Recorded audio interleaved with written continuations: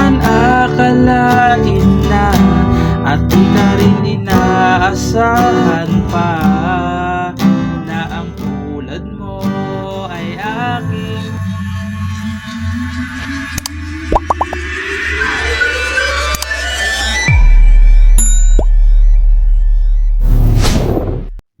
Hello mga ka-idol. So ngayon may ituturo ako sa inyong medyo lumang kanta na siya pero napakaganda nitong kanta. Yung title pala ng kanta na ituturo ko sa inyo is Bigay Ka ng May Kapal, no? Ay, nakalimutan ko kung sino kumanta nun, no? Basta yun yung title niya. Ilalagay ko na lang yung title pati kung sino kumanta. Search ko muna sa YouTube, no? Kung sino kumanta. So ayun lang. So yung chords nito mga idol hanggang matapos na, no? Hanggang matapos na. So hindi ko napapatagalin. Puntahan na natin yung verse.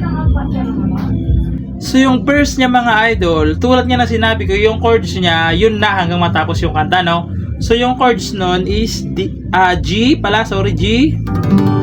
Yung G, first string, second string, ipitin nyo yan. Tsaka fifth string, tsaka sixth string, G.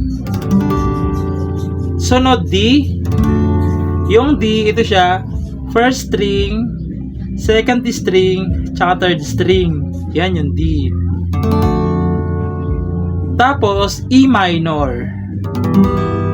Yung E minor, ito siya, fifth string, tsaka fourth string lang, E minor. Sunod, B minor. Alam kong kaya nyo yung bar chords mga idol. Practicein nyo lang palagi, no? So, B minor. I-bar nyo to sa second fret, tapos ipitin nyo to dito, second string, fourth string, tsaka third string. Yan, B minor. Sunod, C. So, yung C, ito siya, second string, ipitin nyo, fourth string, ipitin nyo, tsaka fifth string, ipitin nyo. Yan, C. Tapos, G, balik kayo sa G. Tapos A minor. Ayan, A minor. Ito siya, second string, fourth string, tsaka third string, E minor. Tapos babalik kayo sa D. Okay? So uulitin ko yung chords para mas maintindihan nyo, no? So ganito siya. G, D, E minor, B minor, C, G, A minor, tapos D ulit.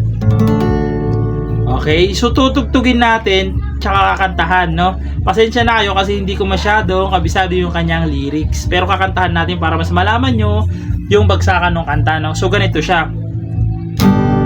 Di ko naman akalain na at di ka rin inaasahan pa na ang tulad mo ay aking makilala. Isa pa.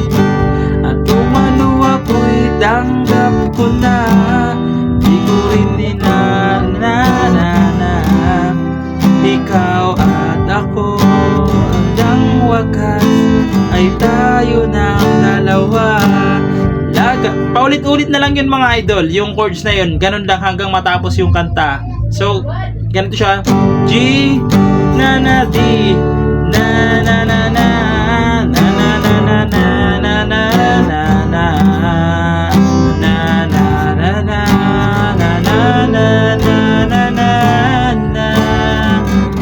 So, ganun lang siya, no? So, yung strumming pala mga idol, dito ko na ituturo sa huli. Nakalimutan ko kasi. So, ganun lang siya. Down, down, down, up, down. Okay? So, ganito.